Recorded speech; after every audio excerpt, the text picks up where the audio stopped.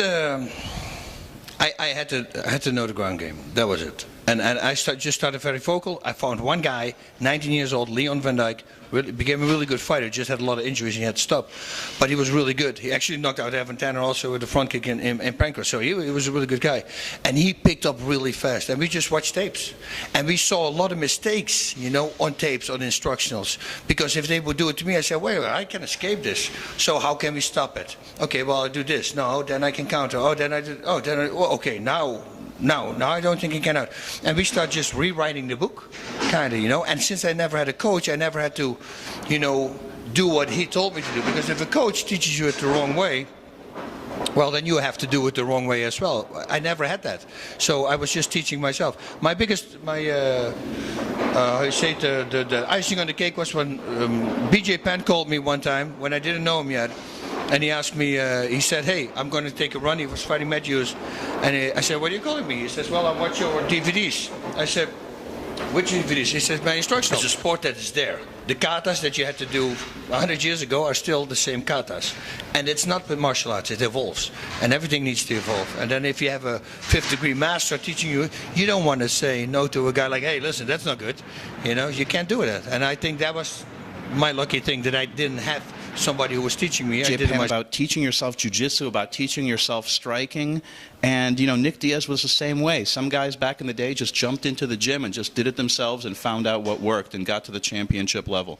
That's it. You know, I wrote my black belt, my kata, I literally learned out of a book. Pictures, watching pictures. And the teacher goes like, how is that possible? I said, well, I have the book with the pictures, and that's how I saw it, that you have to do it. He goes, you're insane, you know? And all the different philosophies that you've developed, the different Basisms. Strike everything as hard as you can. The longer a strike travels, the more power it has. Just obvious things that you implemented into every part of your game, whether it was the hand strikes, whether it was submissions, your training, everything.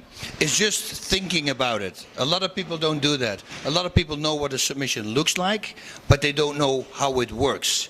My example is figure 4. Figure 4 here, they escape.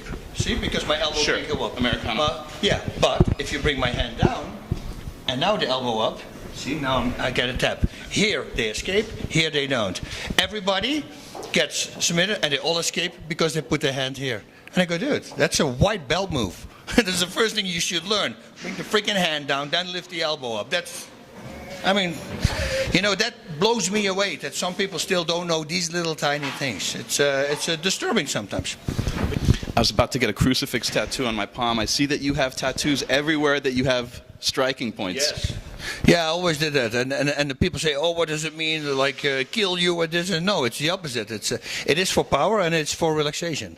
Everything is to relax the mind, If you will go in my dressing room before a fight, we're cracking jokes. We're playing games. That's what we're doing. If one guy's coming, I had a manager one time who I kicked out. You know, you go rip his head off, get the fuck out of, man. I don't need anger. Some fighters need anger and they need to get hit. There's no way, I cannot understand that. Because an angry fighter is a tense fighter and he loads up his punches, you know, so you can see it coming, you're telegraphing. The more relaxed you are, the more explode you can, you know. And that's, you know, more fighters start to see this now. You saw this tonight with a 20-year-old kid. It was Hansen versus the other guy. The other guy was so relaxed, and he was just picking his shots. It was insane. He was super calm. He's 20 years old. You see, that's the new breed of fighters. You know, it's so true, because when you first get to be a fighter, when you first knocking people out, the first 5 or so guys I caught with a liver shot, I was flexing with all my might. And then after a while, you learn. You're going to gas out. You're not going to make it to the later rounds if you're choking up and pushing on everything. You got to have fun.